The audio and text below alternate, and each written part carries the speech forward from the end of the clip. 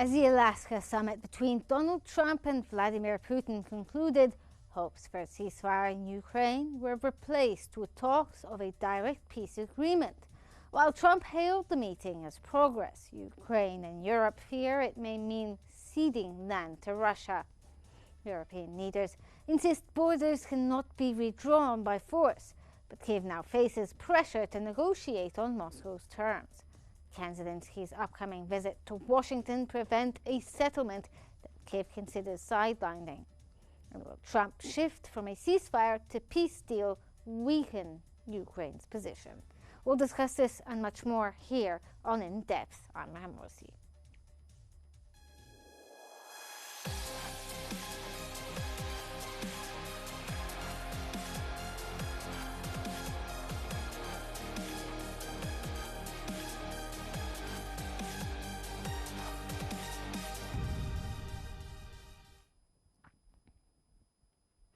According to the Washington Post, President Donald Trump has abandoned his earlier insistence on a ceasefire in Ukraine, instead urging Kyiv to negotiate a direct settlement with Russia after his summit with Vladimir Putin in Alaska.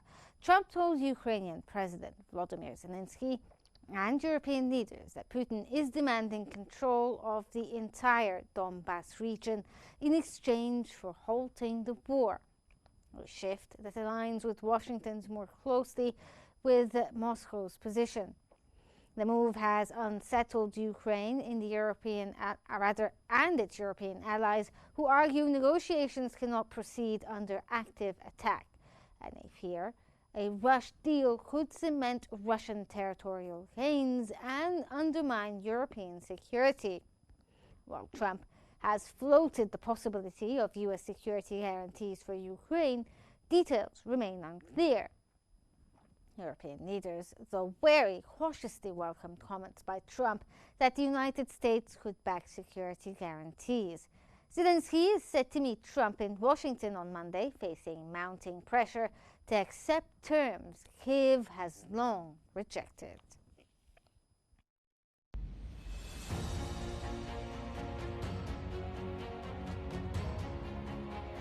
In Alaska, U.S. President Donald Trump welcomed Russian President Vladimir Putin with a red carpet and a show of U.S. military aircraft. The images were broadcast widely in Moscow, where Russian media celebrated what they called a diplomatic triumph. The summit ended without a ceasefire agreement. Instead, Trump declared on social media that the best path forward is a comprehensive peace agreement, not a temporary truce. The shift shocked Kyiv and Europe, both of which have long demanded an immediate ceasefire as a first step. Reportedly, Putin demanded Ukraine withdraw from Donetsk and Luhansk in exchange for freezing the front line in southern Ukraine. Trump reportedly expressed support for such a plan, suggesting he might press President Volodymyr Zelensky to accept it. European leaders quickly pushed back. In a joint statement, they stressed that only Ukraine can decide its territorial future and that international borders must not be changed by force. The statement added that European leaders were ready to work with Trump and Zelensky towards a trilateral summit with European support. Zelensky, who will be in Washington on Monday, said skipping a ceasefire complicates the situation. He added that any deal must include release of detainees and the return of abducted children. While Putin called the summit useful and timely, the coming days may prove decisive. Either Trump shapes a new peace framework that aligns with Ukrainian and European demands, or they will resist a deal they see as surrender.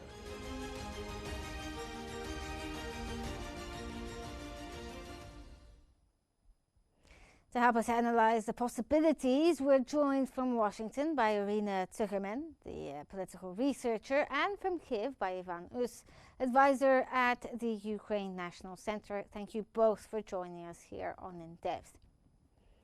Let's start off with you, Mr. Us. Now, Trump said that after Alaska summit, the best way to end this horrific war is to go directly to peace agreements. How do you interpret this sudden departure from the long-term push or the idea for a ceasefire that is more prolonged? Greetings to you, Riham, greetings to Irina, and greetings to all Qnews audience. Riham, actually, the main problem of the idea that described by Donald Trump, it's the feeling of deja vu, the feeling that we see the same thing in September 1938, when on the 30th of September, leaders of France, the United Kingdom, Germany, and Italy signed a deal that for peace we need to give some part of Czech Republic to Germany, and there will be no war. As history books shows to us, that the Second World War starts less than a year after that deal. So it means that the history even hints us that never give land to aggressor, because aggressor always want more. That's why now, yes, we hear a statement of Donald Trump that it's a good idea to stop this war. It's something like exchange of territories, swap of the territories. But we all understand that Russia constantly need more. And now Russia proposition give to us some part of Donbass. But today, as we received information, President Zelensky, together with a very beautiful delegation, with the head of the European Union, Ursula von der Leyen, with German Chancellor Merz, with French President Emmanuel Macron, with Prime Minister of the United Kingdom Keir Starmer, with the General Secretary of NATO Marco Rutte, with Prime Minister of Italy Giorgia Meloni, and the President of Finland Alexander Stubb, all that people will be tomorrow in Washington. And they explained to Donald Trump that the proposition that we have on the table is the same that was on the table at the 30th September 1938. And that time, and so now they didn't stop war. I think tomorrow this situation at least will be open to Donald Trump and demonstrate real actual arguments in favor of it. Thank you, Riham. Thank you. And now, Mr. Zuckerman, let's get your opinion here. Now, Zelensky is going to meet with Donald Trump tomorrow in the White House. After Trump abandoned the idea or the push for a ceasefire, what do you expect from this meeting? Do you expect that Zelensky is going in hopeful, or will he be under a lot of pressure? I think Zelensky is willing to show that he is ready to negotiate peace, that he's serious about dealing with peace, but he's also wary after the incident in February at the White House of a potential trap being set up to make him out like he is causing obstructions to the peace process by disagreeing with this procedure or disagreeing with turning over lands that Russia has not been able to take to Russia. For that's actually part of the reason why all these European leaders will likely be traveling. It's a form of support, you think, to support Zelensky? Not just to support him morally and create a united front, which in itself is important, and we are finally seeing Europe go from symbolic gestures to a more active diplomatic posture, but also to prevent an ambush or a setup that would give Trump a quick victory with his supporters and with Russia, but would not actually do anything to advance the peace process at all. They want to prevent another unconstructive incident of the sort that happened the last time Zelensky was at the White House. Okay, now, Mr. Us, you talked a bit about what happened in 1938 with the Czech Republic and so forth. Now, Zelensky said moving straight to a peace agreement without a ceasefire will complicate the situation. Why does he believe a ceasefire must come first? And do you think that the complications that he's referring to is possibly in reference to historical backgrounds, like you said there with the Czech Republic? Of course, the Czech Republic used in Ukraine because it's a good example that when you make concession to aggressor always need more. That's why this concession will not stop the war that could be. As for Ukraine, we said that if we are discussing potential peace, we should take into account reality on the land, but not saying that, oh, we need that, that, and that. We have a front line. We have actually a position of Russia, the territories that Russia controls. Now we have territories that Ukraine preserve under its control, and let's start talks from that position, not to say that you should give that territory, we return to that territory, because you know what Russia actually proposed. Russia proposed to give them the most defended part of Ukraine, the several cities in Donbass where Ukraine have the best defensive line. Instead of that, Russia said we give to Ukraine small part of Sumy region, but day by day our forces release the territory, and quite possible that in 2 months Russia will not be present. Russian forces will But not be I mean, present there. other than what's happening on the ground there, Mr. Rus, do you think that, politically speaking, that Mr. Zelensky might be under pressure because of the previous history when it comes to the meeting with Trump, and this is why European leaders are there to help him not be ambushed by President Trump? Of course, everyone remembers the 28th of February, this scandal, let's be frank, at the Oval Office of the White House. That's why a lot of Europeans, I think that list that I mentioned before, it's a large list, and they don't want to see the second scandal. They want to explain to Donald Trump that we are European leaders, we have the experience of Europe, we know what happened before the start of Second World War. Unfortunately, I didn't saw in this delegation the Prime Minister of Czech Republic, because really he can give more even examples from the history from Czech.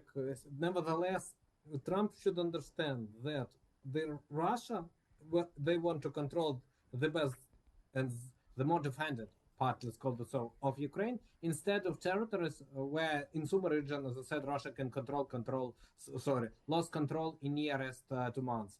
In Kharkov region, yes, they control small territory, but they didn't widen it. They said that we will not attack in Kherson region, but Kherson region there is no military action because Dnieper River divided, territory controlled by Russia and Ukraine. So I think that our European leaders explained to Trump that Putin want to receive a lot, and he proposed practically nothing. Thank you, Riham. Okay, Mr. Zuckerman, now Trump reportedly told European leaders he would back a plan to, cede Ukrainian territory to Russia, which Russia has always claimed is historically Russian. How would such a move reshape US-European relations, and how do you explain Trump's decision? Does this mean there's more of a warming of relations when it comes to Russians, and he's moving further away from the Europeans? There's a couple of things going on there. First, the impact of this would be to basically claim that you can violate international law, international agreements with impunity, and so long as you can cause enough chaos, you don't even have to be the stronger or the victorious party. So long as you just make enough trouble, you can get what you want while ignoring international agreements, borders, and whatever. It's a very dangerous precedent that is being set, and a very dangerous signal and message to other parties around the world who can get the idea that they can simply attack, invade, and make historic claims without going through political channels, through legal channels, through diplomacy. I think it's very destructive. I don't think it's a signal of strength on Trump's part.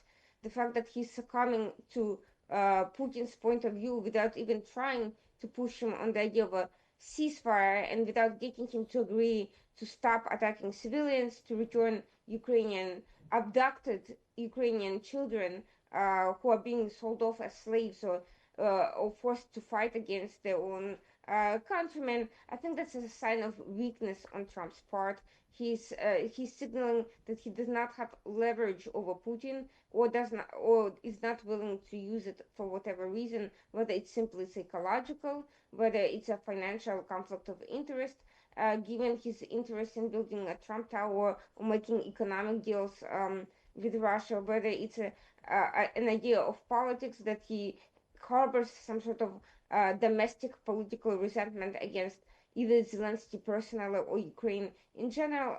That's not clear, but it doesn't make a difference. The optics are not good. The optics are putting the US in a weaker position, and it's signaling that US is in unreliable ally that can easily switch. But does this actually mean that the US is in a weaker position, or they're just aligning with Moscow? No, it means that Trump is putting U.S. in a weaker position, not because he doesn't have leverage, he certainly does. Russia has a fraction of the U.S. economy, and there are many ways that U.S. can support Ukraine, pressure Russia, all without making absurd uh, and unethical concessions. But by siding with Russia so completely without gaining any concessions in return, making a one-sided deal with Putin, Trump is, as the president of the United States, is signaling a position of weakness, not a position of strength. He's not deterring either Russia itself or any future aggressors from making similar demands. He is also showing that the US is not willing to stand up for its allies, to stand up for law and order in the world, which Trump likes to boast about, and that it cannot, and that it's not willing to use pressure to hold aggressors accountable. Oh, okay, now let's get Mr. Us's perspective here. Now, Putin reportedly demanded Ukraine withdraw from the Donetsk and Luhansk region in exchange for freezing the front lines. How realistic of a demand is this for the Ukrainians when it comes to territorial concessions? You know, Riham, actually, Ukraine is not ready to sacrifice by each of our territory, including giving Crimea, because one of the demands of Vladimir Putin is that Ukraine should recognize that Crimea is Russia, and Ukrainian partners should recognize that Crimea is Russia, and Ukraine saying, no, we don't want to recognize it. You know, several weeks ago, the president of Azerbaijan, Ilham Aliyev, at the response of the question from Ukrainian journalist Dmitry Gordon, said a very beautiful phrase. He said that never recognized the annexation of your territory. When everyone said to you that it's in your reality. But the Russians, I'm sorry, I don't mean to argue here, but what the Russians are saying or claiming is that yes, this could have been Ukrainian territory, but they had a referendum, I suppose, in Crimea, and now they've annexed it, basically. Would this be true with the Donbass region as well, or is this something that's not possible for the Ukrainians? As for referendums, as a person who prepared the legislation about referendums, I can say that it was unconstitutional referendum because according to Ukrainian constitution, referendum should be held Ukrainian for changing of the territory. It could be not the question of local referendum about Crimea. As for referendum that happened in Zaporizhia and Lugansk, Russia didn't control all territories. Approximately 3 or 4% of the population of those region vote, and Russia said, "Oh, people vote for be with Russia," but it's not even 10%; it's 3% vote. That's why it's so illegal. As for Donbass, of course, that Ukraine should give to him the last part of Donetsk region that he didn't control. But you know, according to calculation, for acquisition of this territory, Russia need to lose more than 100,000 soldiers, and it requires from Russia time till 2027 approximately. It's according to his actually estimation, according to dynamic of the front line. Of course, Putin want to preserve more than 100,000 his soldiers. That's why he want to receive it without any shot, but Ukraine is not ready for that. And as I said before, it's the most defended part of Ukraine. If Russia get control over that part of Donbass, from that position, Russia could easily attack Kharkov, Dnipro, Zaporizhia regions, and then move into the center of our country, because Russia don't want to start. Russia want to conquer whole Ukraine. They didn't change their plans since the beginning that President Putin constantly repeat. So ceding this land basically is a non-starter for Ukraine. Is that what you're trying to say? Yes. That's why Ukraine said, no, we are not ready for territorial concession. President today, several hours ago, at the press conference with the President of the European Commission, Ursula von der Leyen, said that we can discuss only current situation. We could not give any territories. And the discussion will be only on the meeting between President Putin, President Zelensky, and President Trump. So President Putin could not say that, please give to me that, and that. I probably can promise to you something. but you know it's a famous phrase that the deal with Russia don't cost the paper where the deal actually was written. Thank you, Reham. Thank you. And now, Mr. Zuckerman, if Trump insists on a peace deal that includes ceasing the Donbass, do you think that Zelensky will resist even at the cost of losing US support? And does he even have the ability to resist this? Yes, he has both the ability and the quote unquote cards, as Trump likes to call it. Trump's leverage is far less than that he may claim in this regard as a third party. Ukraine by this time is much better armed than it was in the beginning of the war. It has now developed a thriving domestic defense industry that other countries are looking to, for example, and Russia is also in a much weaker military and economic position than it was 3.5 years ago. Zelensky is required to resist because the Ukrainian constitution does not permit ceding territory. Moreover, even if it were not the case, it would be a very poor political step to cede the territory that has not yet been taken in exchange for nothing. No concessions and no trust with Russia, which has violated every single political agreement it has concluded with anyone since the breakup of the Soviet Union. We have seen its agreement with Chechnya leading later on to future bloody reprisals and eventual complete takeover. We have seen violations of all other agreements. So there's no reason to take Putin's word for it. For him, any cessation of hostilities is a tactical pause, not the end of the conflict or a permanent freeze of the conflict. He will simply use it to rearm, regroup, and attack again whenever he's ready. Okay, so you're basically in agreement with Mr. Urs that this is just a tactic, basically, to gain more land. Absolutely, without a question. This is the entire Russia strategy from for the last 500 years, and not just in under the current circumstances. Okay, Mr. Urs, over to you now. The European leaders issued a statement insisting it will be up to the Ukrainians to make a decision when it comes to territorial integrity or ceding land. Does Trump's approach sideline the European partners and potentially fracture the transatlantic alliance? And also, do you think that this statement by the Europeans means that they're somehow on the fence about what to do in this situation? So, of course, for Ukraine, very important that European partners not to send President Zelensky alone. There will be a very big delegation. Of course, the situation, I absolutely agree with Irina, that situation differed from the situation at the beginning of full-scale war.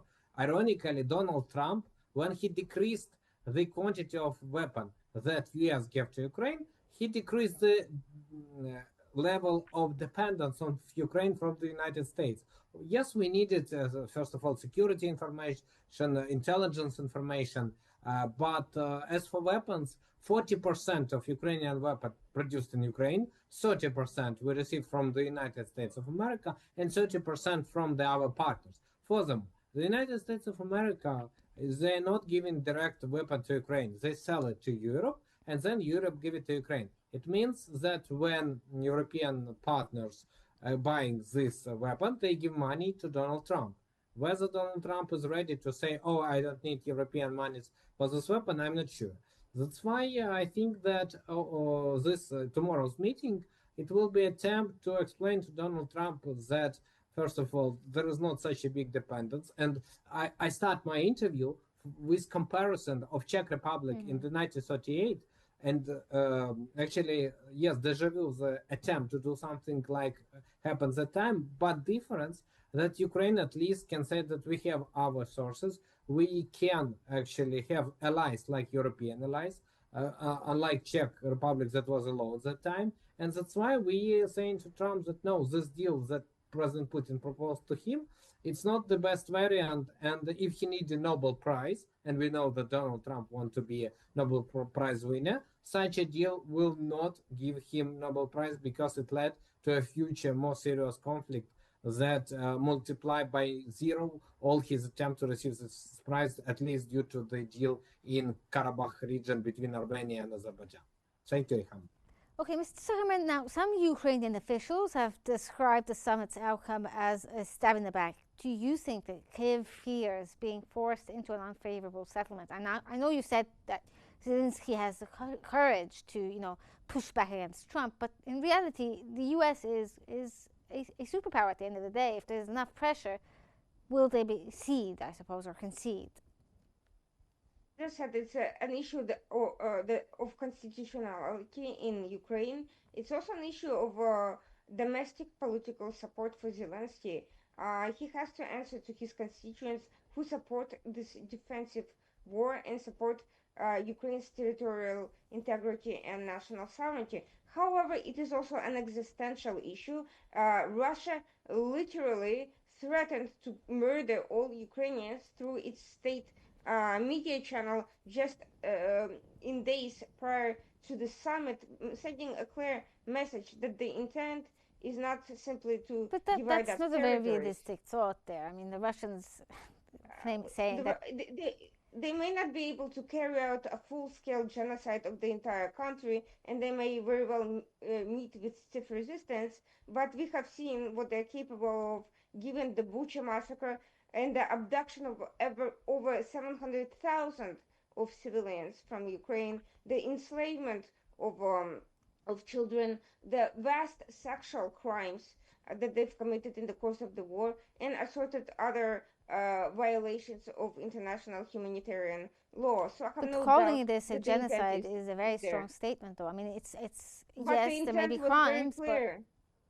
The intent was very clear, and it was not some private party that made that comment. It was the state publication that called for killing of everyone, every single person, and that is a clear genocidal intent. And they have the means to try to carry it out, even if they don't have the means or the opportunity to take action.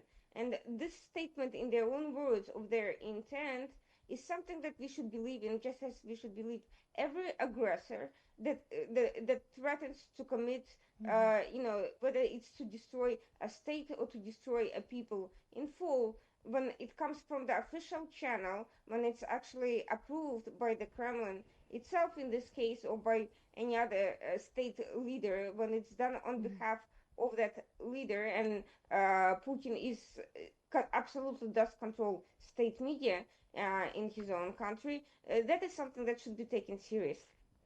Okay, now, Mr. Ust, reports suggest that Trump told European leaders he wants Zelensky to get it done. With Putin, basically, have a deal. Do you see this as an attempt to pressure Ukraine further that will, sort of manifest itself during the meeting with Zelensky? Will we possibly see what we saw in the previous meeting with both presidents? Riham, I think that really it's a pressure because Trump needs fast end of the, and for him it doesn't matter whether it's just end or not just, because Ukraine said, first of all, we need justice. Peace without justice means pause till the next war, because if we felt that this peace is not giving actual peace to us, if we have a feeling that there will be next war, and Ukraine understands that Putin has idea to destroy Ukraine. Putin like to repeat, we should eliminate the initial reason of the war. But let's be frank, from Ukrainian perspective, the main initial reason of the war is imperialistic ambitions of Vladimir Putin and his surrounding. If there will be no President Putin, if there will be no his surrounding, it will be people who say but that's that very Russia hard to should not ask be. there. I mean, there may be, ideas of how a ceasefire could happen, but asking for the removal of the current president of Russia is not something that's very realistic now, is it? Absolutely agree with you, Riham, but unfortunately, if you want to have a real ceasefire, there should be no Putin, because till the President Putin on his chair, there will be no ceasefire. Putin can say, okay, it will be temporary, but temporary not for a long time. Just after accumulation some forces, he regains the war or starts this war against some other his neighbor, Azerbaijan, for example, or at least attack some European countries, because sometimes Putin think that he can do that. So we will see. Okay, we'll see what happens with the summit there, but thank you both for joining us. That was Ivanos, the advisor at the Ukraine National Center, and Irina Tsuchiman, the political researcher, joining us as well from Washington. Thank you both for your insights, and thank you for joining us. This brings us to the end of today's episode of In Depth. Thank you for watching, and stay tuned for more updates here on Q News.